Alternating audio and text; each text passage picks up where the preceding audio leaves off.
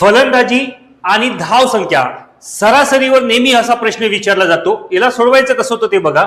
एक फलंदाज 19 डावात 98 धावा करतो, त्यामुळे त्याची सरासरी 4 ने वाढते. तर 19व्या डावानंतर त्याची सरासरी किती असणार? काय करायचं पोरांनो, 98 धाव संख्या किती आहे 98 मायनस. आता मायनस का, इथं नीट लक्ष ठेवा, इथं वाढते म्हटलं तर मायनस करायचं आणि कमी म्हटलं तर प्लस करायचं. 19व्या डावात किती 4 ने वाढते म्हणून 19 गुणिला करायचे पोरांनो सरासरी 4.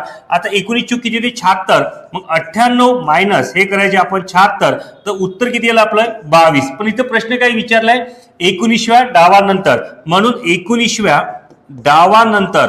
डावानंतर धाव संख्या किती असणार पोरांनो, म्हणजे सरासरी किती असणार 22 प्लस प्लस करायची याच्यामध्ये 4. 22 आणि 4 किती होणार 26, म्हणजेच किती असणार तर सरासरी असणार पोरांनो 26. तर पर्याय क्रमांक 4 हे त्याचं योग्य उत्तर असणार.